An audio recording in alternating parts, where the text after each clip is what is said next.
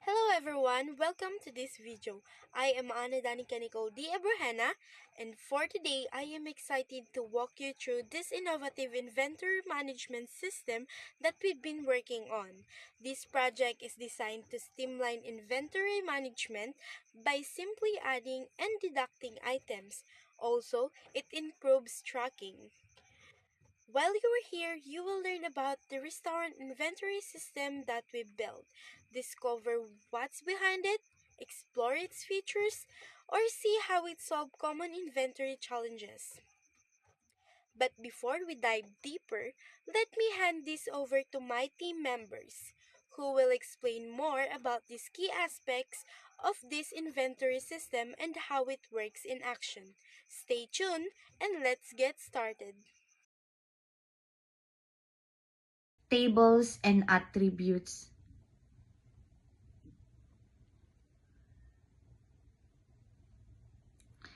Login table. Purpose likely manage user credential for accessing the system. Attributes, user ID, a unique identifier for each user. Username, the username for login. Password, the encrypted password.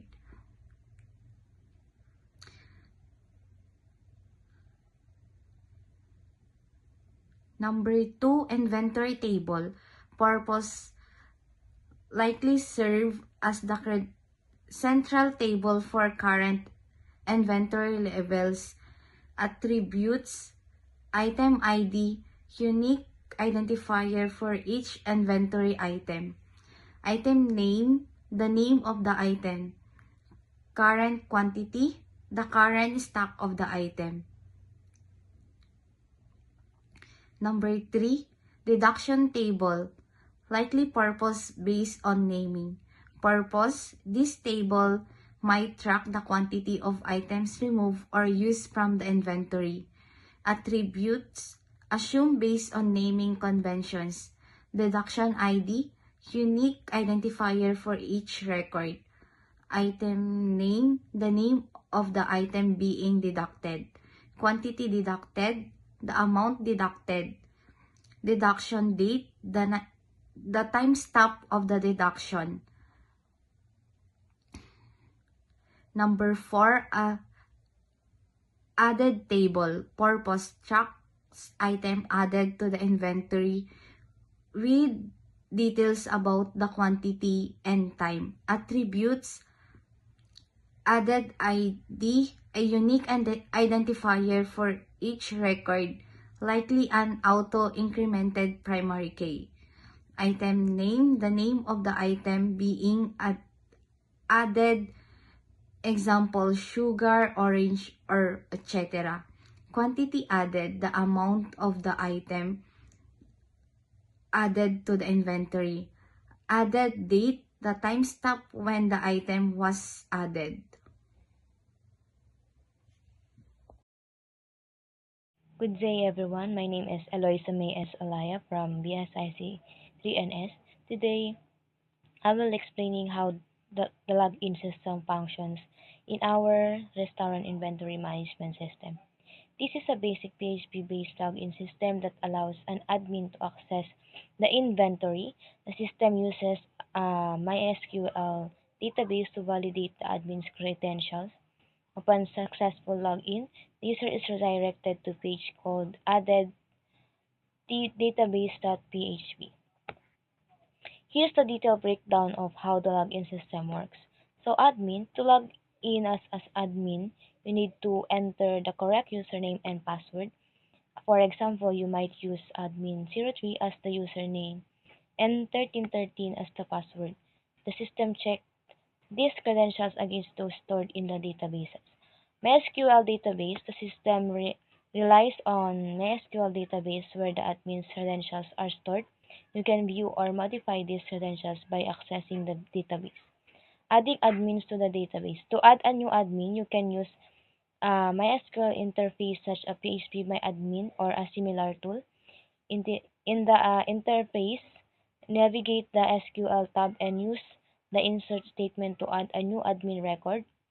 For instance, to add an admin with username admin03 and password 1313, you would rather use the following SQL query. Insert into the login admin password value, and you can change the value, uh, for example, admin03 and the password is 1313. After entering the query, click go to save the new admin record to the database. So the PHP code, the login process involves checking the entered credential against the values stored in the databases. The username and password match, the system logs the admin in and redirects them rather to added database.php. So how the PHP code works? From submission, when the admin submit the login form with the username and password, the PHP script processes the credentials entered by the user. Database query, the PHP script queries the database for the username entered. If the username exists, it compares the password entered by the user with the one stored in the database. Redirect. If the credentials match, the system logs the admin in by starting session and then redirect to the added database.php page. If the credentials are incorrect, an error message is displayed.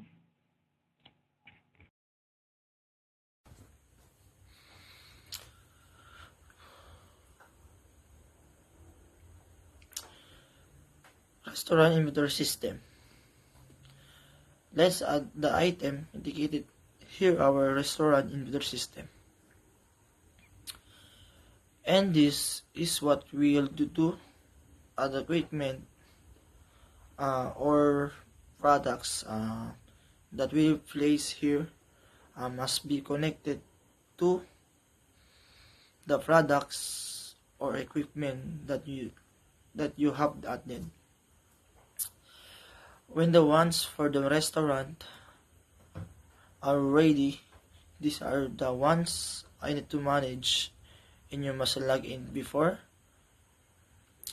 Can you add to your equipments? You can see everything here, include a list of additional products. First log in to before your suggest your product going to add your stock,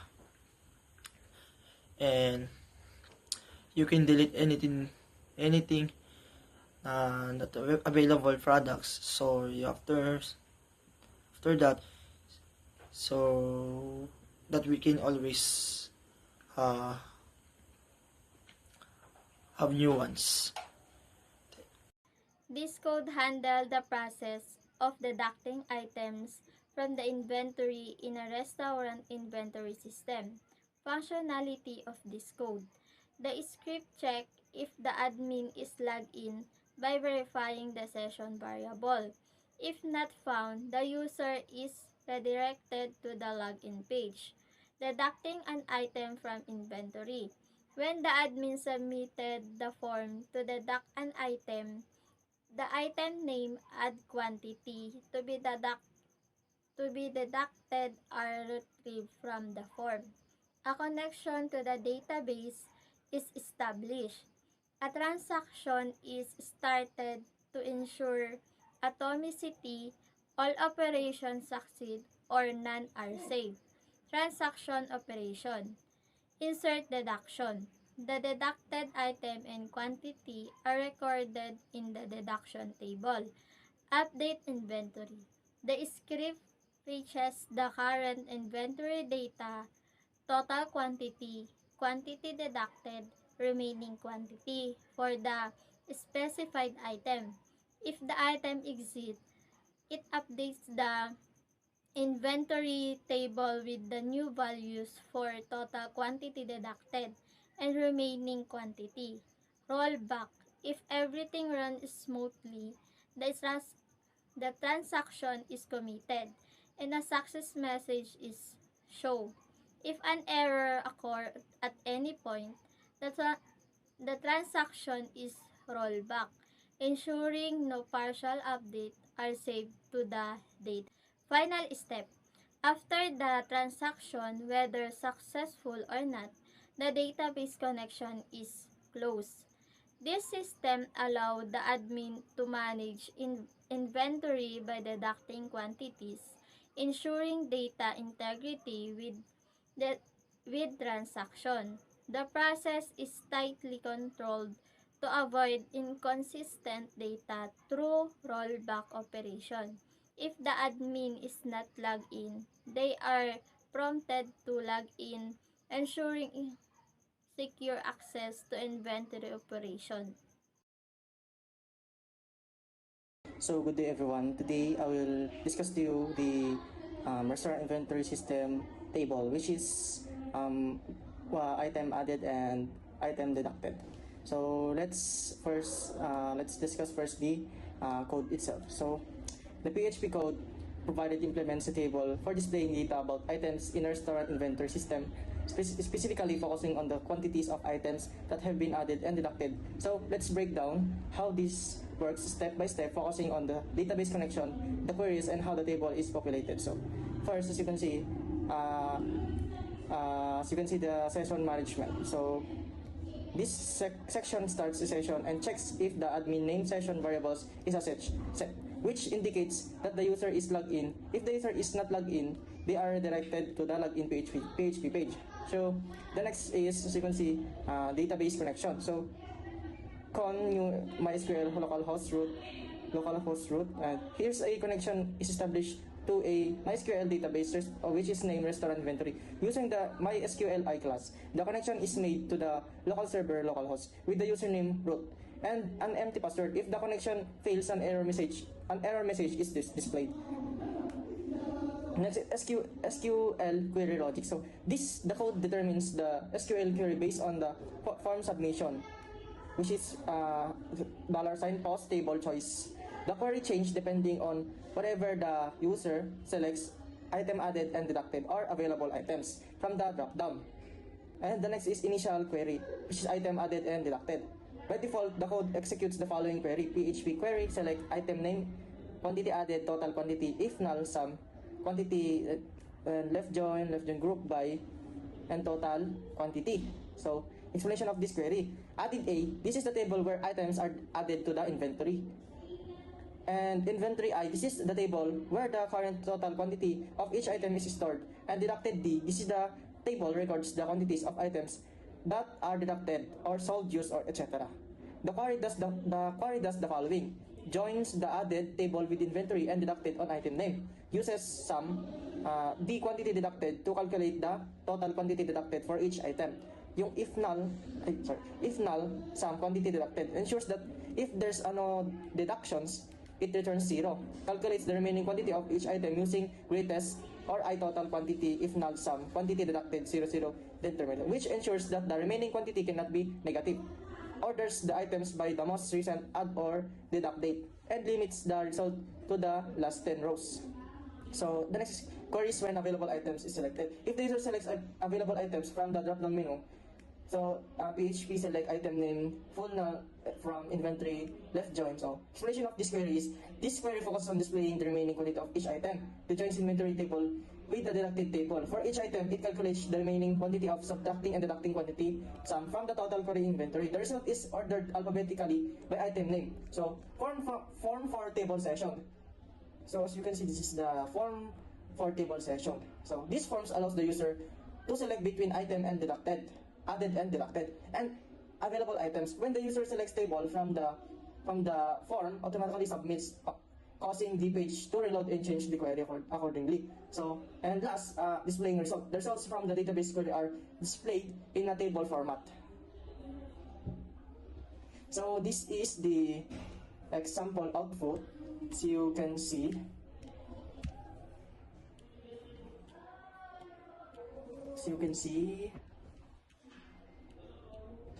Yan. So as you can see, this is my database, which is total of deducted and added. That it connects to connects to our code. Then this is the where all added added, and this is the deducted. So this is how it works.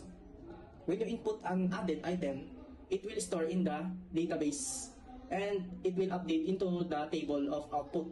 Then when you deduct it also the same. It will work as well. If you deduct it will update to it will go to the database and it will update to the output of the system. So hello guys, I will discuss about the restaurant inventory system, which is the table available item. In this table, you can see the display details, which is the item name, recent added quantity, total quantity, quantity deducted, and total remaining quantity. In every added item, it provides the real-time inventory insights by fetching data from the database. For example, we added the sugar, which is the quantity of 500, and once we enter the add, the sugar automatically add on the top of the table, which is the recently added 500, and the total quantity is 1105, and the other deducted is 490. Just like in the table, we can see in the statistics that the sugar is the more remaining stocks than the other like cheese and corn. So in server request method is equal to pos, and if the pos is the table choice which is the available items. In query, select item name and total quantity is if null sum quantity deducted as total remaining quantity from the inventory, left join, deducted D, group by item, total quantity, ordered by item, ESC. The table titled which is the available items.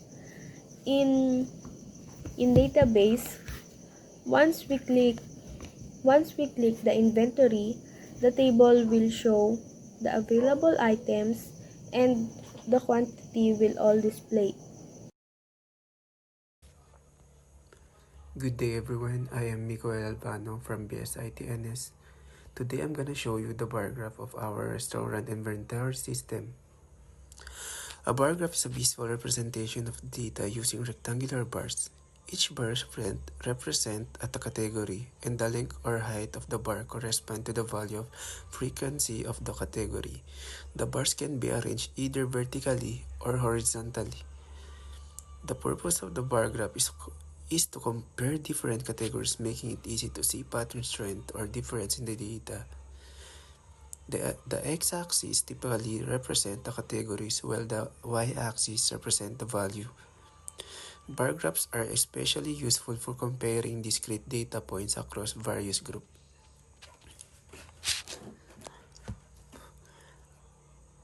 Connecting to a database.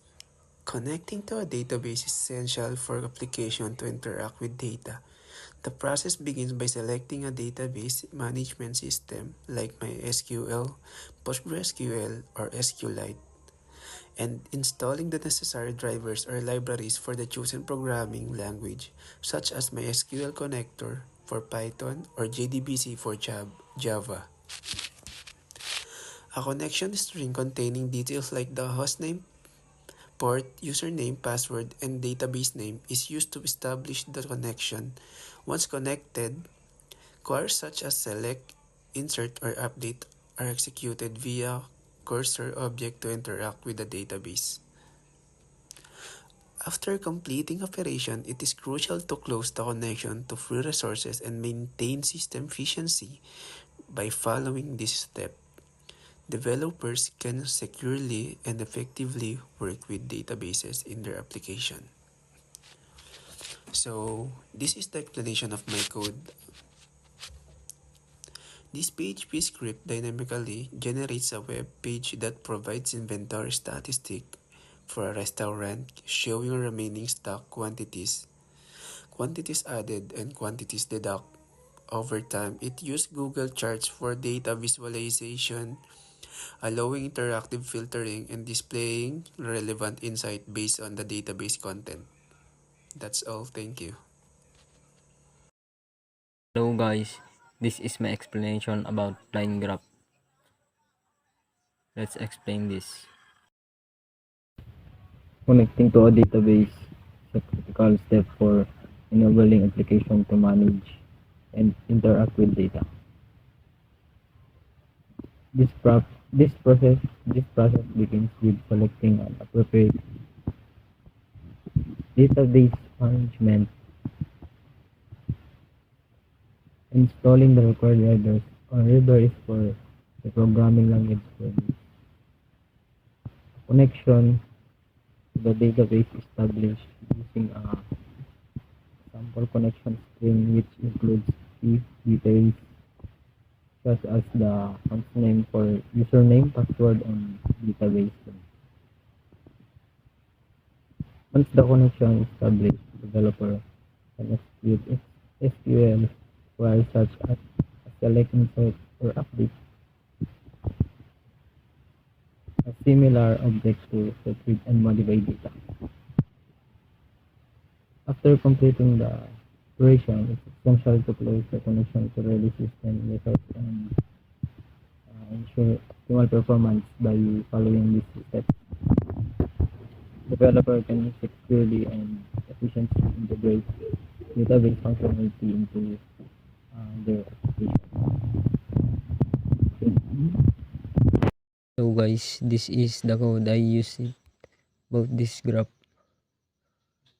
Using this